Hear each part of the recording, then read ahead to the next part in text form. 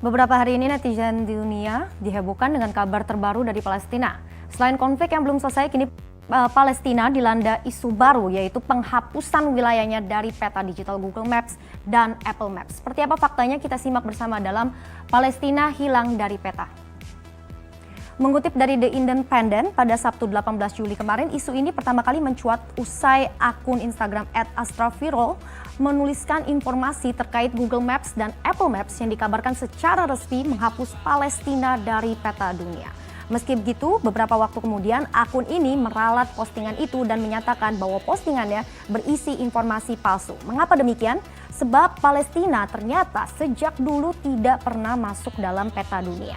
Nah, saat ini juga jika Anda buka Google Maps dan juga Apple Maps, memang di aplikasi itu tidak ada label Palestina, tetapi di sini kita lihat hanya ada nama seperti Yerusalem, kemudian ada Gaza dan West Bank untuk menggambarkan Palestina. Nah, mengapa itu bisa terjadi? Memang belum ada jawaban resmi dari Google yang bisa menjawab terkait hal ini. Namun ada dugaan bahwa ini ternyata masih ada kaitannya dengan Amerika yang belum mengakui Palestina sebagai negara merdeka. Dan kita tahu Google perusahaan asal Amerika Serikat. Jadi ya Anda pikirkan saja. Jadi di samping itu dugaan lainnya juga menyebut bahwa alasannya wilayah Palestina adalah daerah yang disengketakan. Pasalnya di keterangan Google Maps, jika kita lihat di sini tampilannya berupa garis abu-abu yang putus-putus seperti ini. Dan di garis itu adalah tempat-tempat yang terlibat konflik ataupun yang tidak disetujui batasnya. Nah, sebenarnya tidak ada alasan valid mengapa Palestina ini tidak diakui sebagai negara, karena lebih dari 135 negara anggota PBB telah mengakui Palestina sebagai negara merdeka.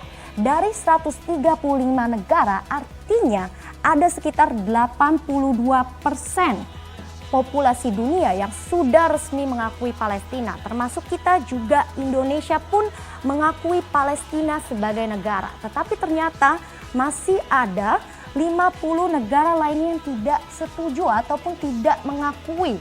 Nah, di antara negara itu tentunya ada Israel dan Amerika. Kemudian juga ada negara Eropa seperti Inggris, Jerman, kemudian Prancis, hingga di benua Asia seperti Jepang dan Korea Selatan. Nah, terkait hal ini kita akan bahas lebih lanjut di slide berikutnya.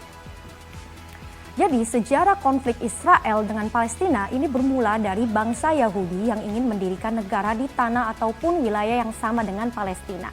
Dan ini pun yang diperebutkan keduanya adalah wilayah geografis yang terletak di antara Laut Mediterania dan Sungai Yordan. Nah, menarik ya, di peta, jika Anda cek di peta Google Maps ataupun Apple Maps, wilayah itu telah diberi label Israel.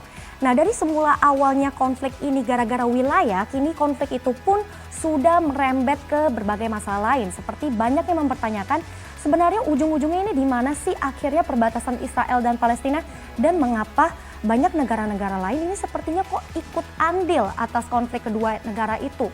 Nah, faktor utamanya memang tidak lain karena Israel didukung oleh Amerika untuk tidak mengakui Palestina sebagai negara.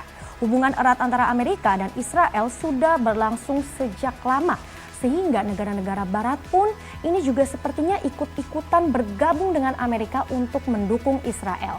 Hingga saat ini pencarian solusi terbaik untuk perdamaian ini masih terus dilakukan. Bangsa Palestina pun juga masih memperjuangkan negerinya agar bisa berdaulat dan diakui secara resmi di dunia. Karena faktanya masih ada mayoritas orang Palestina bermukim di wilayah utama itu, meskipun secara bersamaan ada juga populasi besar warga Israel yang juga menetap di sana. Ternyata masih ada negara lainnya juga yang ternyata senasib dengan Palestina. Jika Anda cari keberadaan mereka, Anda tidak dapat menemukannya di Google Maps ataupun Apple Maps. Kita akan lihat. Inilah negara-negara itu. Yang pertama di sini ada Sealand. Negara berdaulat terkecil di dunia ini berjarak 13 km dari garis pantai Inggris. Kita lihat dari gambar ini, negara kecil ini hanya terletak di atas tongkang tinggi tepat di antara wilayah Inggris dan Eropa.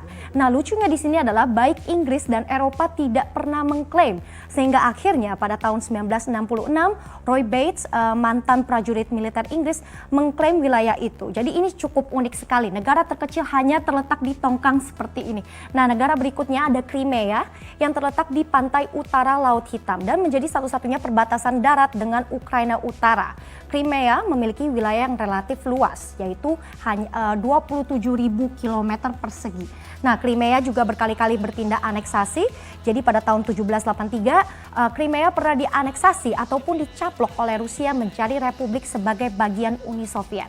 Sampai puluhan tahun lamanya, kemudian Crimea ini ternyata sempat beralih juga menjadi bagian dari Ukraina. Lalu pada akhirnya pada 2014, Crimea ini balik lagi dicaplok oleh Rusia.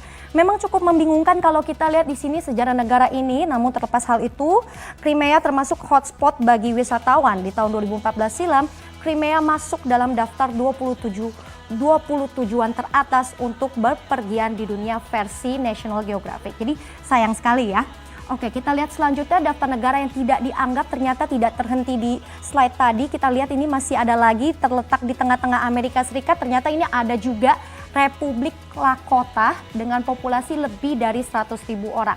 Nah, sejarahnya Lakota ini sempat melakukan kesepakatan bersama dengan pemerintah Amerika sebagai perjanjian agar warganya bisa hidup di wilayah Black Hills. Tetapi selama lebih dari 1 abad, pemerintah Amerika seakan lupa dengan negara bagian kecil ini. Sampai-sampai pada tahun 98, Amerika pun menyatakan permintaan maaf. Pada akhirnya pengadilan Amerika memutuskan memberi kompensasi kepada Lakota sebesar hampir 600 juta dolar. Tetapi permintaan maaf itu dan juga dana kompensasinya ini ditolak. Republik Lakota pada akhirnya menyatakan penarikan resmi dari Amerika di tahun 2007. Kita ke benua Afrika, di sini juga ada Barat Selen dengan populasi 3,5 juta, di mana mayoritas masyarakatnya ini berasal dari orang-orang dari seluruh Afrika, terutama Kongo. Negara yang dipimpin oleh keluarga kerajaan ini melepaskan dari tetangganya Nigeria dan menyatakan kemerdekaannya sejak tahun 2012. Dan kita beralih ke mungkin dari benua tetangga kita di Australia, ternyata juga ada negara berskala mikro bernama Republik Murawari. Nah, republik ini terletak di daerah kecil berbatasan dengan New South Wales dan juga Queensland. Di sini kita lihat. Nah, menariknya pada tahun 2013, Republik Murawari merilis deklarasi kemerdekaan kepada Ratu Inggris dan Perdana Menteri Australia. Jadi melalui surat, mereka meminta Ratu Elizabeth II untuk membuktikan legitimasi atas tanah mereka. Mereka pun memberi waktu 30 hari bagi Sang Ratu dan PM Australia ini untuk merespon, tetapi ujung-ujungnya tidak direspon. Nah, sehingga akhirnya mereka langsung saja resmi mengklaim kemerdekaan. Tetapi sayangnya deklarasi kemerdekaan itu tidak diakui oleh pemerintah Australia. Wilayah mereka pun tidak pernah muncul di Google Maps ataupun Apple Maps. Jadi perjuangan senasib dengan Palestina ini ternyata juga dialami oleh negara di berbagai belahan dunia. Meski nama-nama negara ini terlihat ataupun terasa sangat asing didengar, tetapi faktanya eksistensi mereka benar-benar nyata kok. Jangan sampai gara-gara konflik ataupun sejarah semata, dunia jadi tidak pernah tahu bahwa mereka sebenarnya ada.